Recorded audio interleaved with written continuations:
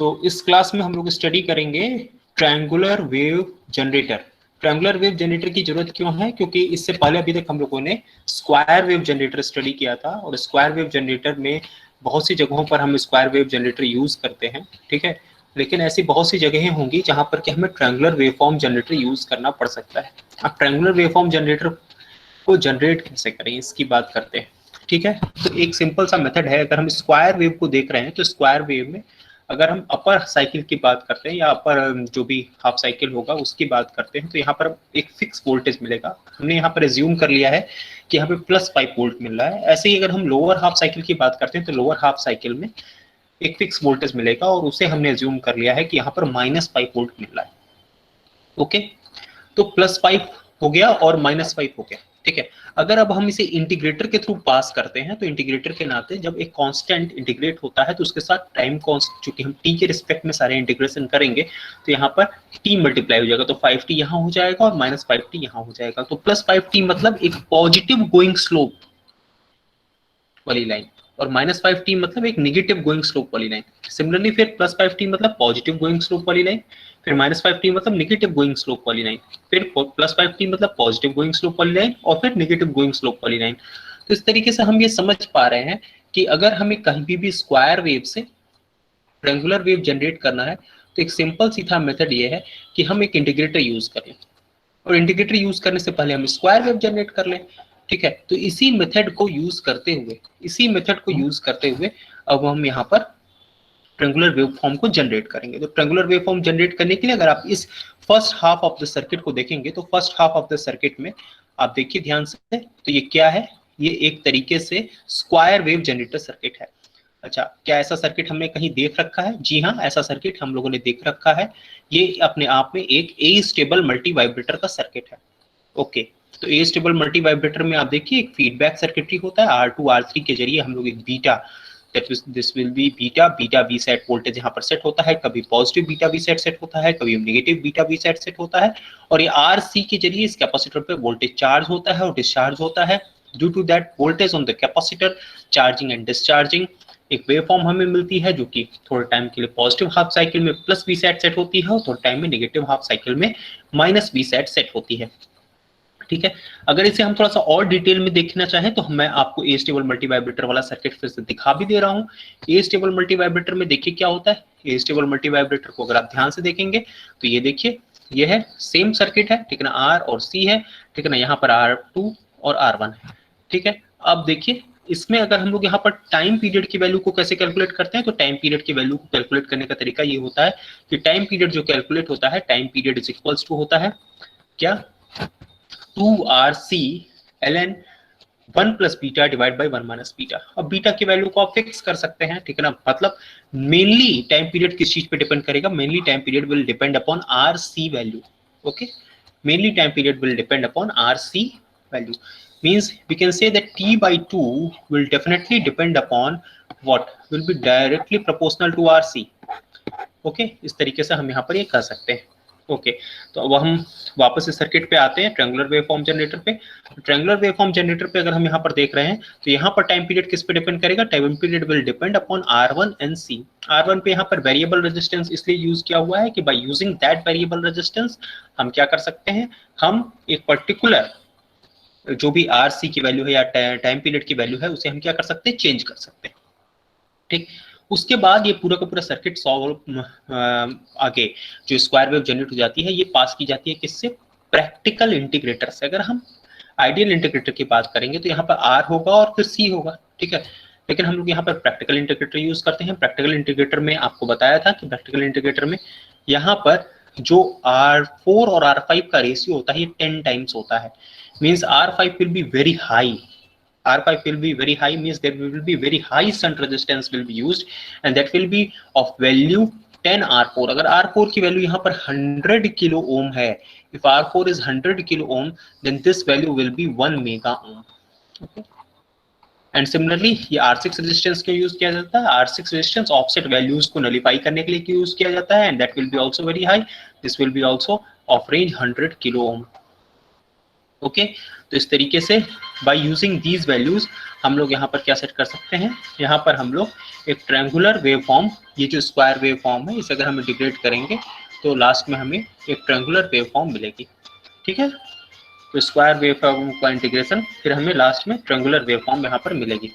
ठीक है, अब देखिए यहाँ पर, अब अगर आप चाहते हैं, जैसे कि स्लोप जो है बहुत इंपॉर्टेंट होता है, पॉजिटिव साइकिल का स्लोप और फिर नेगेटिव साइकिल का स्लोप, ये बहुत इंपॉर्टेंट होता है। तो इसको कैसे सेट करेंगे, इसको सेट करने का तरीका ये होगा, ये कंस्ट्रेंट हम लोग जरूर रखेंगे ताकि कहीं हमें शातूत वेव ना मिल जाए। ठीक है, शातूत वेव ना मिलने की जगह हमें क्या मिले, हमें प्रॉपरली एक ट्रायंगुलर वेवफॉर्म मिले। ठीक है ना, इसके लिए हम लोग क्या यूज करते हैं, इसके लिए हम लोग यूज करते हैं, ये देखिए ये कंडीशन जरूर सेटिस्फाई होनी चाहिए, मतलब इस तरीके के सर्किट में 5R4C2 must be greater than T/2, या फिर आप ये कह सकते हैं कि ये जो है 10R4C2 must be greater than time period. तो आप ये जो रेशियो है उस तरीके से रखेंगे कि यहाँ पर 10R4C2 की वैल्यू बड़ी होनी चाहिए, किससे, टाइम पीरियड से। ओके, तो ये सारी की सारी कंडीशंस है जो आप अप्लाई करेंगे while designing a triangular waveform generator. ठीक है, तो रेफरेंस के लिए मैं आपको कुछ वैल्यूज बता दे रहा हूं जिसका कि आप यूज करेंगे। रेफरेंस के लिए वो वैल्यूज मैं आपको बता रहा हूं। ठीक है, रेफरेंस के लिए वो वैल्यूज कुछ इस तरीके से आप यूज करेंगे, जैसे कि मान लीजिए अगर आपको यहाँ पर ये वेरिएबल रेजिस्टेंस अगर यहाँ पर यूज करना है तो ये तो आप कोई भी यूज कर सकते हैं। मान लीजिए R2 R3 की वैल्यू तो आप कुछ भी रख सकते हैं ना, R2 R3 की वैल्यू मान लीजिए आपने 10 किलो ओम रख लिया, समथिंग लाइक दैट, कुछ भी आप रख लीजिए, 10 किलो ओम आपने रख ली, या फिर 10 किलो ओम और 15 किलो ओम रख सकते हैं। ठीक है ना, फिर R4 यहाँ पर ये वैल्यू भी आप क्या रखिए, 10 किलो ओम ही रखिए। ठीक है, और यहाँ पर जो C की वैल्यू है वो आप कितनी रखेंगे, this will be 0.05 microfarad, 0.05 microfarad. अगर इस तरीके से आप सेट करते हैं तो क्या आप बता सकते हैं कि फ्रीक्वेंसी क्या आएगी, what will be the frequency.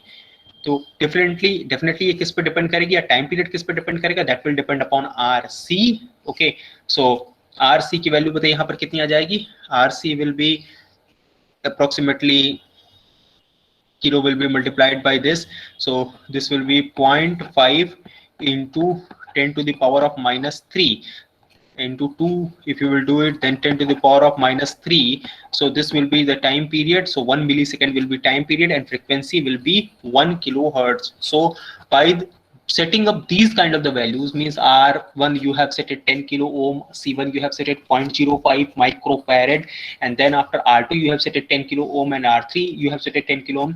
You may obtain a value of this particular square wave in terms of few kilohertz, means in terms around 1 kilohertz. Okay, now what you will set the values for this, as I have shown here कि आप R4 की value को 100 kilo ओम set कर दीजिए, R5 की value को 1 mega ohm set कर दीजिए। ठीक है, और देन आफ्टर C2 की वैल्यू को आप कितना सेट करेंगे, C2 की वैल्यू को आपने सेट कर दिया 0.01 माइक्रोफैरेड,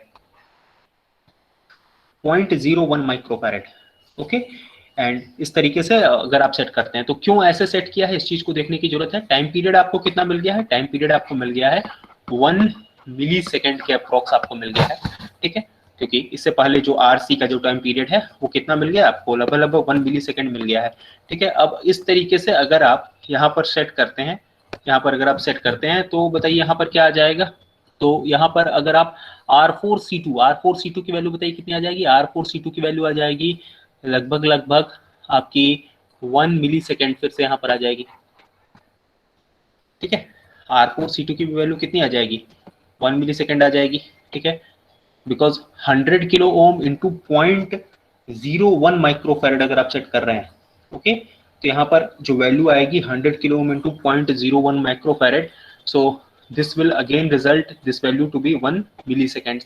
ओके, और यहाँ पर 1 मिली सेकेंड आ गई है, एंड अगर आप उसको 10 से मल्टीप्लाई करेंगे तो डेफिनेटली जब 10 से मल्टीप्लाई करेंगे तो ये लगभग 10 मिली सेकेंड आ जाएगी, जो कि उस पर्टिकुलर टाइम पीरियड से कहीं ज्यादा होगी। तो इस कंडीशन में आपको प्रॉपर ट्रायंगुलर वेवफॉर्म मिलती हुई दिखेगी। ठीक है, तो ये आपका ट्रायंगुलर वेवफॉर्म था। अच्छा, इसके अलावा अगर आप चाहिए तो बाइस्टेबल मल्टी वाइब्रेटर का भी यूज करके आप क्या बना सकते हैं, आप एक तरीके से ट्रायंगुलर वेवफॉर्म बना सकते हैं। कैसे बना सकते हैं, देखिए बाइस्टेबल मल्टी वाइब्रेटर मतलब कौन सा सर्किट, स्मिथ ट्रिगर वाला सर्किट। हाँ, क्यों? क्योंकि देखिए अभी इस सर्किट में जो हम लोगों ने अभी जो ट्रायंगुलर वेवफॉर्म वाला सर्किट स्टडी किया, इसमें कुल मिला जुला के आपको कितने रेजिस्टेंसेस यूज करने पड़ेंगे? 1 2 3 4 5 6, एटलीस्ट 6 रेजिस्टेंसेस आपको यूज करने पड़ेंगे, and you will need 2 capacitors.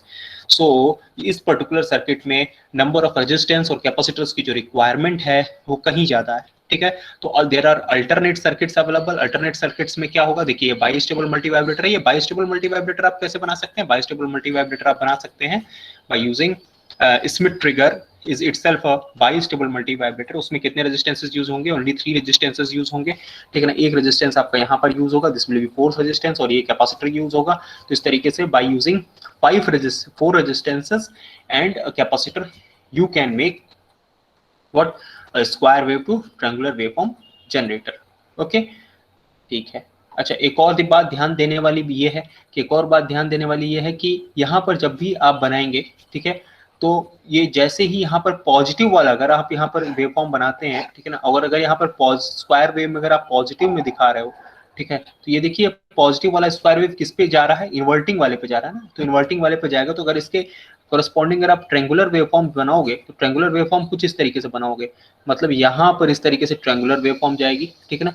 तो ये गलत हो जाएगा बिकॉज ये इन्वर्टिंग वाले पर जा रहा है, ठीक है। मैं इसे फिर से बना देता हूँ, मैं इसे यहाँ पर फिर से बना दे रहा हूँ, ठीक है, देखिए, या फिर इसी सर्किट में हम लोग देख लेते हैं। यहाँ पर ये देखिए, ये ट्रायंगुलर वेवफॉर्म है, ठीक है ना। अगर ये स्क्वायर वेव यहाँ पर पॉजिटिव में रहेगा, तो चूंकि जो भी हम लोग ये स्क्वायर वेव का इनपुट है वो इन्वर्टिंग टर्मिनल पे इन कर रहे हैं, तो भले ही यहाँ पर अगर आप, जैसा कि हम लोगों ने इससे पहले स्टडी किया, तो आपने कहा कि 5t होना चाहिए था, लेकिन चूंकि इन्वर्टिंग पे जा रहा है तो -5t हो जाएगा, ठीक है ना। चूंकि स्क्वायर वेव का एज ए इनपुट यूज हो रहा है, और जब वो इंटीग्रेटर पे जा रहा है तो किस पे जा रहा है? वो इन्वर्टिंग वाले टर्मिनल पे जा रहा है, तो माइनस के साथ ये जाएगा, माइनस के साथ जाएगा, मतलब इसके बाद यहाँ पर एक नेगेटिव स्लोप मिलेगा। So this is a kind of negative slope it is showing, okay, this is representing -5t, ठीक है। तो पॉजिटिव वाले के लिए आपको नेगेटिव स्लोप मिलेगा और नेगेटिव वाले के लिए पॉजिटिव स्लोप मिलेगा। So this is +5t -5t, okay. इसके अलावा एक और अल्टरनेट सर्किट, ठीक है, ये सर्किट्स आपको गांवकर की बुक में मिल जाएंगे, ठीक है, रमाकांत ए गॉयकवाड, ठीक है, op-amp and linear integrated circuits, इस बुक में आपको ये सारे के सारे सर्किट्स मिल जाएंगे, ठीक है। इसके अलावा आप सेड्रा स्मिथ, ये जो ऊपर वाला सर्किट है वो सेड्रा स्मिथ से लिया गया है, और ये जो दोनों सर्किट, जो फर्स्ट और थर्ड सर्किट है, वो आपके रमाकांत ए गायकवाड से लिए गए हैं, ठीक है। अब ये देखिए, ये अल्टरनेट सर्किट आपको दिखाया जा रहा है। अल्टरनेट सर्किट किस तरीके से है? तो एक तरीके से ये देखिए, वही जो सर्किट जो यहाँ पर अभी हम लोगों ने आपको दिखाया, किसमें? ये जस्ट ऊपर वाले में, जो उसमें जो आपको सेड्रा स्मिथ वाले सर्किट को दिखाया, उसी को हम लोग यहाँ पर प्रैक्टिकली इंप्लीमेंट कर रहे हैं। तो कैसे इंप्लीमेंट होगा? तो देखिए यहाँ पर ये क्या है, ये देखिए एक तरीके से स्मिथ ट्रिगर यूज किया गया है। स्मिथ ट्रिगर में यहाँ पर जेनर डायोड इसलिए यूज किया गया है ताकि प्लस पी सेट और माइनस पी सेट प्रॉपरली मिल पाए, और उसके बाद देखिए यहाँ पर इंटीग्रेटर सर्किट यूज किया गया, ठीक है। तो ये एक अल्टरनेट सर्किट है, और इस अल्टरनेट सर्किट में आप देखिए कुल कितने रेजिस्टेंसेस यूज हो रहे हैं? 1 2 3, only requirement of 3 resistances and a capacitor. तो 3 रेजिस्टेंस और एक कैपेसिटर के साथ आप यहाँ पर बना सकते हैं, ठीक है ना। ये 1 कैपेसिटर एंड 2 जेनर डायोड, तो इसके जरिए अब आप यहाँ पर ट्रायंगुलर वेवफॉर्म बना सकते हैं। अगर आप ए स्टेबल मल्टीवाइब्रेटर का यूज करके सर्किट को बनाते हैं, तो उसमें there will be large number of requirements of circuits, okay, that's why that circuit is not preferred, okay. तो इसमें समझने की बात यह है, देखिए समझने की बात क्या है? समझने की बात यह है कि देखिए यहाँ पर एक पॉइंट P है, ठीक है, this is point P, okay, and एक ओपैम्प आपको यहाँ पर A1 यूज किया गया है और एक ओपैम्प PO2 यूज किया गया।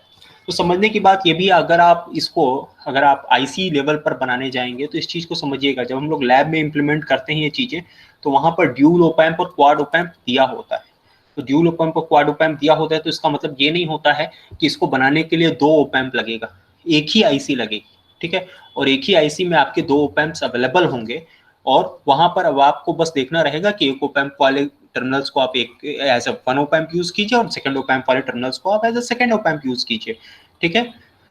तो इस तरीके से by using less number of requirement of the circuit, less number of resistance and capacitors, हम यहाँ पर ये बना सकते हैं, ठीक है। तो पहला आपको दिखाया स्टेबल मल्टीवाइब्रेटर का यूज करके, और दूसरा आपको दिखाया कि कैसे आप यहाँ पर किस चीज को यूज करके, स्मिथ ट्रिगर को यूज करके बना सकते हैं। तो इस चीज को समझने की बात यह है कि सर यहाँ पर ये देखिए एक टर्मिनल ये चेंज ये हुआ है कि इसमें ट्रिगर का ये जो निगेटिव वाला टर्मिनल है वो किससे कनेक्टेड है, वो यहाँ पर ये आउटपुट से कनेक्टेड है, ठीक है ना, ये देखिए ये आउटपुट से कनेक्टेड है ठीक है, ये आउटपुट से कनेक्टेड है। और यहाँ पर क्या होगा, यहाँ पर ये जेनर डायोड से प्लस वी सेट और माइनस वी सेट फिक्स रहेगा, ठीक है। अब हम लोग यहाँ पर मान रहे हैं कि अगर यहाँ पर प्लस वी सेट फिक्स है, हम लोगों ने मान लिया कि यहाँ पर क्या सेट है, प्लस वी सेट फिक्स है, ओके। ट्रायंगुलर वेवफॉर्म का पहला output plus V set fix है, okay, plus V set fix है, तो यहाँ पर कुछ वोल्टेज होगा, ओके, दिस वोल्टेज वीपी, ठीक, ये वीपी होगा, ओके। नाउ अगर यहाँ पर इसको थोड़ा सा मैं एक्सप्लेन करता हूँ, ठीक है। तो अगर यहाँ पर वीपी दिया हुआ है, ठीक है, तो सबसे पहले हम लोगों ने माना कि वी आउटपुट, मतलब यहाँ पर मैं पहला मान रहा हूँ वी आउटपुट डैश, या फिर मैं इसे कुछ भी कह दूं VO1, मैंने कहा VO1, ओके, VO1 सबसे पहले हमने कहा कि VO1 सेट है कितना, VSS प्लस VSS यहाँ पर सेट है, तो ये VO1 प्लस VSS सेट है, तो VP की वैल्यू कुछ होगी, कितनी होगी भाई, VP की वैल्यू आप कहोगे सर VP की वैल्यू जो होगी वो होगी क्या, अगर आप इसको यहाँ पर इस तरीके से कुछ मान रहे हैं कि वी आउटपुट से यहाँ पर कनेक्टेड नहीं है, ठीक है ना, स्टार्टिंग में वी आउटपुट की वैल्यू अगर आपने मान लिया कि 0 है, स्टार्टिंग में we are having no V output, okay, so starting में अगर वी आउटपुट की वैल्यू 0 है तो यहाँ पर वीपी की वैल्यू समथिंग आएगी प्लस में आएगी, प्लस आपने मान लिया कि समथिंग बीटा VSS आ रही होगी, ठीक है ना, आपने इसे प्लस बीटा VSS मान लिया, कुछ आ रहा होगा बीटा VSS, ओके। अब क्या होगा कि देखिए समझने वाली बात यह है कि इस पर्टिकुलर टाइम पर आप ये देखेंगे कि यहाँ पर आपने प्लस बीटा VSS सेट कर रखा है, ठीक है। अब इस पर्टिकुलर टाइम पर आप देखेंगे कि यहाँ पर पॉजिटिव वाले पे वैल्यू जी, और यहाँ पर इन्वर्टिंग वाले टर्मिनल पे क्या कनेक्टेड है, ग्राउंड से कनेक्टेड है, इन्वर्टिंग वाला टर्मिनल अगर ग्राउंड से कनेक्टेड है तो यहाँ पे वोल्टेज क्या रहेगा, यहाँ पे वोल्टेज तो 0 ही रहेगा, तो इसका मतलब आप ये देख रहे हैं कि VP की वैल्यू क्या है, ग्रेटर देन 0 है, ठीक है ना, तो यहाँ पर VSS सेट रहेगा, ओके, यहाँ पर VSS सेट है, ओके। लेकिन अगर हमने यहाँ पर मान लिया कि अच्छा ठीक है, यहाँ पर एक पर्टिकुलर पॉइंट VQ भी है, ठीक है ना, और VQ वोल्टेज कहाँ से आ रहा है, वी आउटपुट वाला है, और वी आउटपुट वोल्टेज कहाँ से आ रहा है, ये जो पर्टिकुलर इनपुट है, अब आप ये जा रहा है इंटीग्रेटर से, ठीक है ना, इसका मतलब कि जब यहाँ पर स्क्वायर वेव पे प्लस VSS रहेगा और चूंकि वो इंटीग्रेटर से कनेक्टेड है, ठीक है ना, तो यहाँ पर अब ये स्क्वायर वेव वाला वोल्टेज जो है वो निगेटिव रैंप जनरेट करेगा, मतलब 0 से अब ये निगेटिव वोल्टेज धीरे धीरे बढ़ना शुरू होगा, ठीक है ना, जैसे जैसे यहाँ पर निगेटिव वोल्टेज बढ़ना शुरू होगा वैसे वैसे यहाँ पर भी निगेटिव वोल्टेज बढ़ना शुरू होगा, ठीक है। यहाँ पर निगेटिव वोल्टेज बढ़ना शुरू होगा तो ये वोल्टेज यहाँ पर भी फिर इफेक्ट करना शुरू करेगा, और एक ऐसा पर्टिकुलर टाइम आएगा कि जब वीपी की वैल्यू को ठीक है ना लेस देन 0 कर देगा, ठीक, मतलब ट्रायंगुलर वेवफॉर्म जो निगेटिव में जा रही है वो यहाँ पर कुछ वोल्टेज तो कॉज करेगी, लेकिन एक ऐसा पर्टिकुलर समय आएगा जहां पर ये वीपी की वैल्यू को क्या कर देगा, 0 कॉज कर देगा। जैसे ही ये वीपी की वैल्यू को 0 कॉज करेगा, ठीक है, जैसे ही ये वीपी की वैल्यू को 0 कॉज करेगा वैसे ही तुरंत यहाँ पर वोल्टेज 0 से कम कॉज करेगा, 0 कॉज करेगा उसका थोड़ा सा 0 से कम कॉज करेगा, वो निगेटिव गोइंग रैंप है, वैसे ही यहाँ पर पॉजिटिव वाले पर वोल्टेज क्या हो जाएगा, पॉजिटिव वाले वोल्टेज पर निगेटिव वोल्टेज हो जाएगा, और तुरंत आपका वी आउटपुट डैश जो होगा वो क्या सेट हो जाएगा, तो आपका प्लस VSS के बजाय क्या सेट हो जाएगा, माइनस VSS सेट हो जाएगा। और जैसे ही आउटपुट आपका, जैसे आपका स्क्वायर वेव का आउटपुट यहाँ पर देखिए माइनस VSS सेट होगा, ठीक है, जैसे ही यहाँ पर आउटपुट आपका स्क्वायर वेव का माइनस VSS सेट हुआ वैसे ही तुरंत यहाँ पर भी वोल्टेज निगेटिव में सेट हो जाएगा, ठीक। और यहाँ पर चूंकि स्क्वायर वेव का वोल्टेज निगेटिव में आ गया है तो फिर इंटीग्रेटर जो कि इन्वर्टिंग इंटीग्रेटर है उससे फिर से ये पास होगा, तो अब यहाँ पर वोल्टेज का जो रैंप आएगा वो पॉजिटिव में आएगा। जब वोल्टेज का रैंप अब पॉजिटिव में आएगा तो पॉजिटिव के नाते फिर से ये वोल्टेज देखिए जो यहाँ पर ट्रायंगुलर वेवफॉर्म के आउटपुट पे वोल्टेज है वो फिर वो बढ़ना शुरू होगा, फिर एक टाइम 0 आएगा, फिर वो बढ़ते बढ़ते एक टाइम ऐसा आएगा कि ऐसा हो जाएगा कि जो यहाँ पर निगेटिव वोल्टेज सेट है उसको ये ओवरकम कर लेगा, जब ओवरकम कर लेगा तो फिर वापस यहाँ पर पॉजिटिव वोल्टेज आ जाएगा, और जब वापस यहाँ पर पॉजिटिव वोल्टेज आ जाएगा तो फिर से वही कहानी होगी कि यहाँ पर वोल्टेज ज्यादा हो जाएगा और फिर प्लस VSS सेट हो जाएगा, और फिर एज सेट यहाँ पर निगेटिव और पॉजिटिव के बीच में चीजें ऑसिलेट करती रहेंगी। तो पहला इस सर्किट को एक्सप्लेन करते टाइम हम क्या बनाएंगे, एक स्मिथ ट्रिगर बनाएंगे, और स्मिथ ट्रिगर में हम क्या करेंगे, एक जेनर डायोड यूज कर लेंगे। स्मिथ ट्रिगर का जो दूसरा सिरा होता है जो कि ग्राउंड से कनेक्टेड होता है, जो वोल्टेज डिवाइडर वाला सिरा होता है जो कि ग्राउंड से कनेक्टेड होता है, जैसे कि आप यहाँ पर देख रहे हैं, उसे हम लोग क्या करेंगे, आउटपुट ऑफ ट्रायंगुलर वेवफॉर्म पे कनेक्ट कर देंगे और हम लोग एक इंटीग्रेटर सर्किट बना देंगे। तो इस तरीके से जो पहला सर्किट हमने स्टडी किया, जो कि एस्टेबल मल्टीवाइब्रेटर और इंटीग्रेटर का यूज करके हम बना रहे थे, उससे बहुत कम रिक्वायरमेंट ऑफ कैपेसिटर्स और इंडक्टर्स में हम एक ट्रायंगुलर वेवफॉर्म बना सकते, ट्रायंगुलर वेवफॉर्म जनरेटर बना सकते हैं। ओके, तो इस पर्टिकुलर में आपको जो ट्रायंगुलर वेवफॉर्म जनरेटर बनेगा, ठीक है ना, वो किस तरीके से वर्किंग करेगा, तो उसमें हम लोग एक बार पॉजिटिव प्लस वीएसएस लेकर देखेंगे और फिर देखेंगे कि कैसे वो स्विच करेगा माइनस वीएसएस पे। ठीक है, तो इस तरीके से आप इसकी वर्किंग को भी एक्सप्लेन कर सकते हैं। ठीक है, ओके। अब बात आती है कि टाइम पीरियड पर। टाइम पीरियड कैसे सेट करेंगे भाई? तो टाइम पीरियड सेट करने के लिए देखिए हम लोग क्या करेंगे, टाइम पीरियड सेट करने के लिए अब हम लोग एक पर्टिकुलर टाइम मान लीजिए ले लिया, एक पर्टिकुलर टाइम यहां पर ले लिया,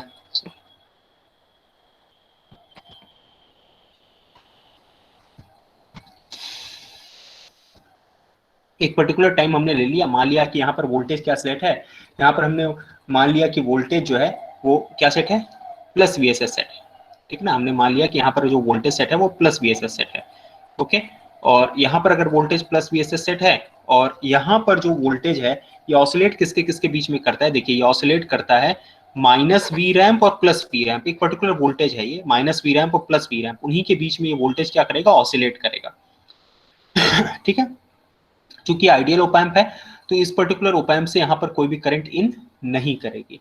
ठीक है, तो जो भी करंट आएगी, मान लीजिए अगर इधर से कोई करंट आ रही है, ठीक है ना, इधर से कोई करंट आ रही है, यहाँ पर पर्टिकुलर वोल्टेज क्या है, यहाँ पर पर्टिकुलर वोल्टेज के ऊपर माइनस वी रैम्प है उस पर्टिकुलर टाइम पर। ठीक है, अगर इस पर्टिकुलर टाइम पर हम लगा रहे हैं, ठीक है, तो यहाँ पर वोल्टेज क्या है, माइनस वी रैम्प है। 1 सेकेंड, यहाँ पर वोल्टेज देखिए क्या है, यहाँ पर वोल्टेज क्या है, यहाँ पर वोल्टेज है माइनस वी रैम्प, एक पर्टिकुलर टाइम पर हम लोग लगा रहे हैं। ठीक है ना, और यहाँ पर वोल्टेज क्या है, यहाँ पर वोल्टेज है वी एस एस। ठीक ना, प्लस वी एस एस। तो इनकमिंग करंट और यहाँ पर अगर आप करंट का इक्वेशन लगाओगे तो बताइए क्या आएगा। तो अगर आप इक्वेशन लगाते हैं तो आ जाएगा माइनस वी रैम। ठीक है, फिर चूंकि यहाँ पर वोल्टेज जीरो है तो यहाँ पर भी वोल्टेज क्या होगा, जीरो ही होगा, माइनस वी रैम। ठीक है ना, divided by R2 because this resistance is given as R2। ठीक है ना, इज इक्वल टू, यहाँ पर वोल्टेज बताइए क्या होगा, this voltage will be zero minus V S S, so यहाँ पर वोल्टेज होगा minus V S S divided by this resistance R3। Okay, so अब आप यहाँ पर क्या कर सकते हैं, you may say that V ramp is equal to, V ramp will be equal to how much, R2 by R3, R2 by R3 into VSS। ठीक है, इस तरीके से। अच्छा, ऐसे ही अगर हम निगेटिव वाले पर लगा लें, कि निगेटिव वाले कंडीशन पर, मतलब इस पर्टिकुलर कंडीशन पर क्या होगा, इस पर्टिकुलर कंडीशन पर देखिए क्या होगा, इस पर्टिकुलर कंडीशन पर यहाँ पर इनकमिंग करंट बताइए क्या होगी, इनकमिंग करंट यहाँ पर क्या होगी, plus V ramp divided by R2। ठीक है ना, so plus V ramp divided by R2 is equal to, ठीक है ना, फिर यहाँ पर क्या आ जाएगा, ये देखिए आ जाएगा जीरो माइनस वी आउटपुट। ठीक है ना, तो जीरो माइनस वी आउटपुट मतलब यहाँ पर हो जाएगा फिर माइनस वी एस एस। ठीक है ना, लेकिन यहाँ पर इस पर्टिकुलर टाइम पर यहाँ पर आउटपुट क्या सेट है, minus V S S set है ना, यहाँ पर आउटपुट क्या सेट है, minus V S S set है। ओके, सो यहाँ पर माइनस माइनस फिर यहाँ पर क्या हो जाएगा, प्लस हो जाएगा, सो माइनस माइनस यहाँ पर प्लस हो जाएगा। ओके, फिर डिवाइडेड बाई R3।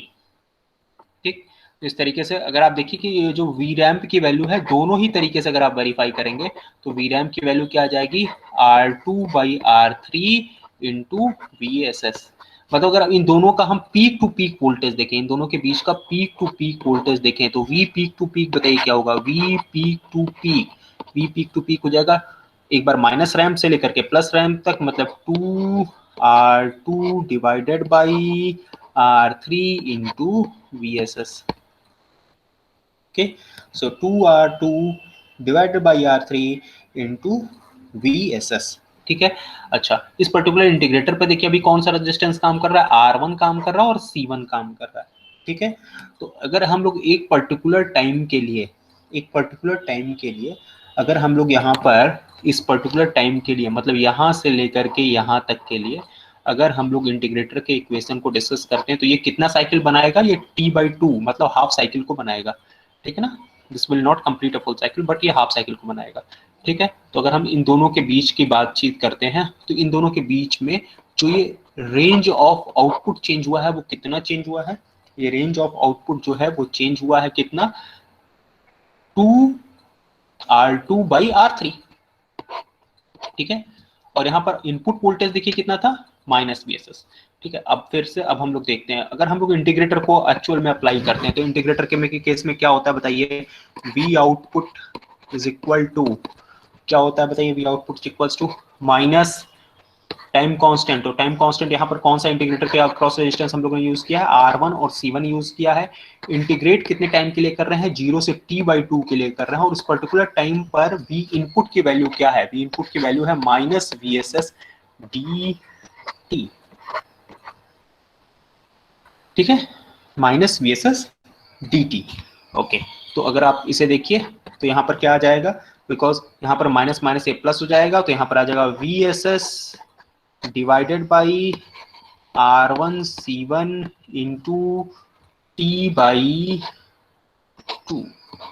ठीक है ना, V आउटपुट देखिए कितना है, V आउटपुट मतलब पीक टू पीक वोल्टेज कितना चेंज हो रहा है, यही तो होगा V output, V peak to peak.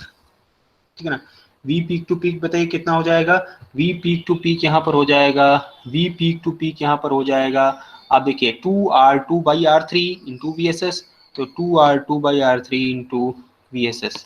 ठीक है, तो यहाँ पर हो जाएगा 2R2/R3 2R2/R3 into VSS is equal to VSS divided by R1 C1 into T/2।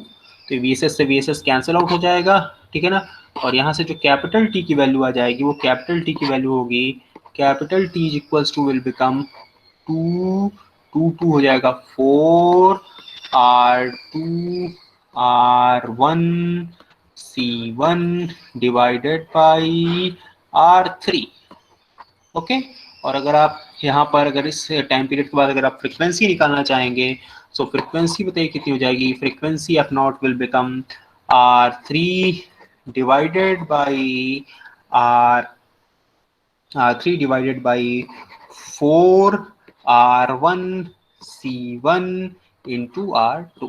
तो आप देखिए यहाँ पर फ्रीक्वेंसी किस किस चीज पे डिपेंड कर रही है, R1 C1 पे भी डिपेंड कर रही है और R2 R3 पर भी डिपेंड कर रही है। और जो रैंप का जो आउटपुट वोल्टेज है, रैंप का आउटपुट वोल्टेज किस किस चीज पर डिपेंड कर रहा है, रैंप का आउटपुट वोल्टेज डिपेंड कर रहा है R2 और R3 पर। ठीक है, तो इस तरीके से आप देख रहे हैं कि ये रैंप का आउटपुट वोल्टेज किस चीज पे डिपेंड कर रहा है, R2 और R3 पर डिपेंड कर रहा है कि कितना ज्यादा रैंप वोल्टेज आएगा, पीक टू पीक वोल्टेज कितना ज्यादा आएगा ट्रायंगुलर वेवफॉर्म के केस में।